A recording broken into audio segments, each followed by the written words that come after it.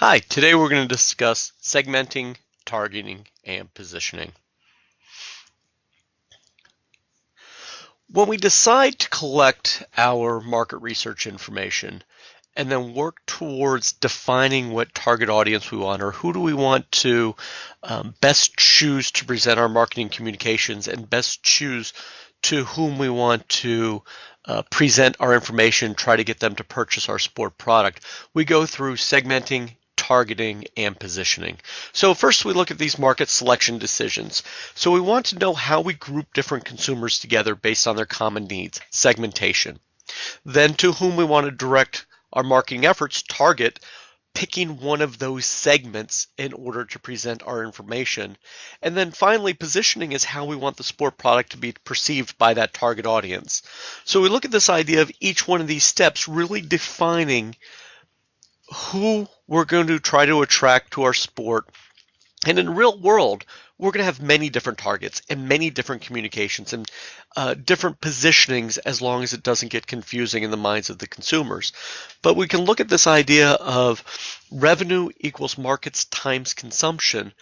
And here we're looking specifically at the markets. We can either add new markets, which is the market selection, or we can decide one of our existing markets, we want to get them to increase their consumption, have them go up the escalator concept. So market segmentation is this idea of identifying a group of consumers based on their common needs. We're going to look at taking a group of people and dividing them up. If you look at your classroom, we can do one homogeneous group. That'd be mass marketing. That'd be treating everyone the same. Or we can treat everyone separately, and we could have each person be in a specific segment. Problem with mass marketing is the fact that you don't really define those wants and needs, and you're not able to specifically answer those specific questions that a consumer may have. Problem with defining and segmenting it per person is now we have way too many people, and it's difficult to create a specific sport product or present that sport product to each group. Now with technology, we're getting much better at that. We can collect information over time and really define individually what their wants and needs are and what their consumption pattern is, so we can make some communication specific to them. But on the outside, especially attracting a brand new consumer, it's difficult to break it up. So somewhere in between. So we can look at groups of consumers based on the size of market. Maybe we look at where our distribution is. Maybe we'd like to enter into Canada or China or Honduras. Or maybe we can't because we don't have distribution there. Level of competition. Maybe we have a big competitor in a certain segment in an area of fitness centers or CrossFit boxes. Level of discretionary income, certainly the higher discretionary income, in theory, the more people we can get to consume our sport. I say in theory because it tends to be people do more participatory sport during hard economics times. One of the theories is that perhaps people can't go and enjoy going to a football game more often because their economic situation's more dire and troublesome, but they, instead of spending a couple $100s to go to a football game, they spend $50 on a pair of running shoes. So they convert different things like that. As well as a SWOT analysis, we want to look internally before we begin looking at this idea of different consumers, and we want to see what our strengths and weaknesses are to make sure that they can match up with these external opportunities and threats.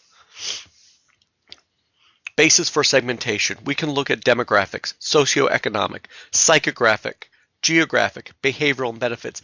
And although we're breaking these out into 6 different bases, we combine them and really define that segment as we go on. So when we look at demographics, we don't necessarily just break it up by age or gender. We can do age and gender. We can do demographics by age and then a geographic depending on where they are.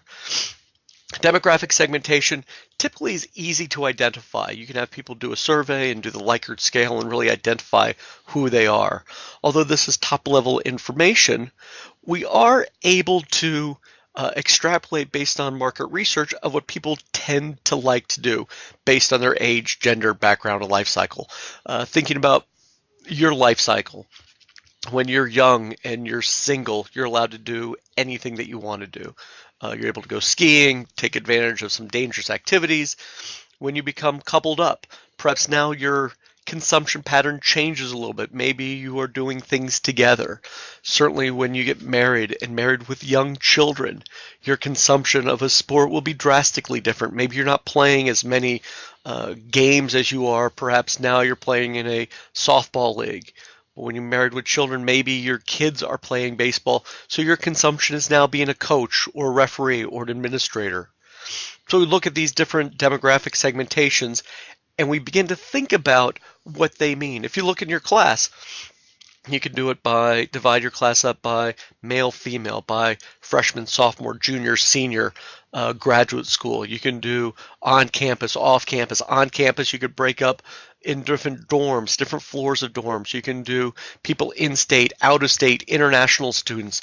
There's a whole host of different demographic segmentations that you can use, and then you group them together. Here's a little discussion on the family life cycle. The children have a tremendous influence on purchases. A great way that NASCAR has got involved in trying to engage this young group, Power Wheels. If anyone's had a Power Wheels, and those things are awesome. You know, you buy them when you're a kid and you truck around in these things and they go kind of fast, and now you're identifying with NASCAR and it's a car race, and so now you're more inclined to watch it perhaps for a little bit. If your family is interested in it, you're more likely to be interested because you have this car. Teens engage themselves in brands. They want to become individuals. And one demographic that we're looking at, our population is moving south, but they're also getting older. We've heard that in the past, but we need to appreciate the fact that they're getting older and they do have discretionary income. They're living longer and they're much more active. Perhaps we look at retired people as an untapped resource. Maybe you have a gymnasium and a fitness center, and traditionally fitness centers are very busy from about 5 in the morning till 8 before work, then from 11 till 1 during lunchtime, and then 5 to 7 after work. Well, you have this downtime that maybe you reach out to the retired people in the area and give them a discount on their entry fees so they can come in between 8:30 and 10:30 so they can use the machines at a slower pace. Maybe we do specific group exercises for them at this point, and then in the afternoon when people are down. So we can increase the number of participants and find this incremental income during times that we have excess capacity. We can look at a ski resort. During a weekday, it tends to be a little bit lower. Maybe we have a bus that goes out once or twice a week to a central location, maybe in a suburb with a lot of retired people, or maybe a specific retirement village. And we're able to bring people up and they can ski for 1 day a week at a very highly discounted area, and they can go for a couple of runs and sit in the tavern and have some coffee and meet people. And if we have excess capacity, if there's times that we have a facility and it's not being used at its most efficient, let's find who we can get in there, who has that time available, and then let's worry about cost and stuff like that, and how to get them there. But first we want to make sure that our facilities are being used. Our life cycle: young, single, young, married, no children, married or unmarried with children, older children, children out of house. So we look at these different ideas in these different places, and your wants and needs are very different. Young, single, you want to go down those Black Diamond, and afterwards you want a nice engaging tavern afterwards, and having drinks and meet people. And young and married, maybe not as often. Young, married, you probably have a full-time career now, so your time is a little bit less available to you. Certainly when you have children, you have to do different things. So ski resorts are really looking at this towards family. You can market towards family. Family needs are very different than your single needs. So if my marketing communication to a young single person is exciting and skiing Black Diamonds and a lot of fun afterwards, I'm going to take my same ski resort and put it in family context and show mom and dad with the kids going down, and dad and mom are so happy to be skiing with their kids. And I'm going to talk about maybe ski lessons for the kids, or have them go off on their own, and mom and dad get some time on their own together to ski. I'm going to show the restaurant and the kids all together with the family, and we're enjoying a hot pizza together. Things that we're looking towards a family unit, as opposed to the communication. The ski resort's the same. Our product is the same. What we're offering and what we're presenting to these two different groups is very different. Demographic segmentation, gender. More women are participating, more women are watching sport. Almost 50% of all women are interested in sport, whether it's the NBA, Major League Baseball, NFL, college football. We're seeing a lot of sport consumption by females because they are interested in the sport. Women traditionally, based on some research, show that they like the social aspect of a sport. They like the time with family and friends. They like to go and root for their team that they identify with people together. So we can look at increasing attendance at our college events through women, because women are affiliated with that and they want to do some social aspects with this sport. They want to share the sport together, kind of like as a team. We can look at ethnic backgrounds, and we want to make sure we understand the ethnic background is more than just a language. The Spanish language and the Spanish descended people in South Florida, being a Cuban and a Caribbean descent, is very different than the Mexican influence of the Southwest. We can look at different ethnic markets. There's a large Hmong population outside of Atlanta. There's a large Palestinian market outside of Dearborn, Michigan. So we look at these specific markets, and if they match up with our sport, if they have a history with the sport, certainly Mexico with baseball, and Caribbean with baseball, in different areas with soccer, that matches up very well, but perhaps it doesn't. So we need to make sure that we're communicating to this market in the language they understand, meaning the specific language, as well as making sure we're trying to connect to maybe a cultural aspect to it. Maybe a culture is much more family dominant. Maybe they have multiple generations under one roof. So we want to make sure we're including that with our marketing communications. Socioeconomic. We look at income, education, and occupation, and oftentimes they give us indications of different sport that people consume. Look at auto racing. If we break out auto racing between F1 and IndyCar and NASCAR and NHRA and maybe dirt track, we can look at different income levels on average of these different groups. We look at golf and tennis, the country club sports that we naturally assume is a higher income, but even within those groups, we're talking about vastly different audiences. Augusta or Congressional, those country clubs and golf courses are much higher than perhaps an Ithaca country club or a Cortland country club at a much lower level. So when you look at different aspects socioeconomically, we want to break these down. We really want to look into different areas. Even within a baseball stadium, socioeconomic is very different when you look at the bleachers compared to the mezzanine level, compared to the suites. When you look at a suite that's rented out to a corporation and the purpose of that is very different and the socioeconomic is very different, we're looking at very different groups of people, very different targeted audiences. When we look at breaking out in psychographic segmentation, when we see psychographic, we want to remember AIO, activities, interests, and opinions. We want to look at different targets, and maybe we find out the other activities that they're involved in. Maybe we see a huge overlap between people who like ice skating and people who watch Dancing with the Stars. Now we have a specific area that we can leverage. Maybe we have a specific ice skating tour that we're promoting nationwide, and this would be a great place to put our advertisement because we see a huge link over. Duck Dynasty did a NASCAR promotion. I think they named one of the races a year or two ago, knowing that the Duck Dynasty demographic also matches NASCAR. So it was a great promotion for them to connect to their audience in a different area. Maybe we see movies, maybe we see type of music, maybe we see whatever interests, activities, and opinions that somebody has, and we connect to them through a different area. Geographic segmentation, whether it's a local, regional, national, international. When we think local, we can even think statewide. It's not necessarily as local as your community. Regional will be multiple states. National and international certainly would be something much larger. We look at behavioral segmentation. We can look and group our people based on how often they purchase. Are you a single game purchase? Do you buy a multi-pack or a mini pack or a season ticket holder? Those are completely different target audiences.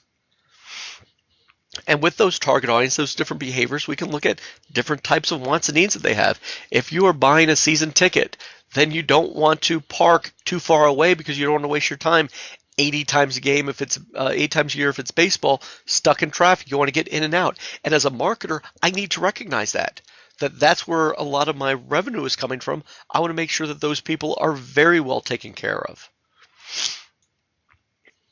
I look at benefits that people are looking for. Are you buying a running shoe because you're a marathoner? Are you buying a running shoe because it fits well? Are you buying a running shoe because it's fashionable? Are you buying a running shoe because it's comfortable and you're looking to walk? Are you looking to buy a running shoe because you're on your feet all day and you're a nurse? What benefits are you looking for?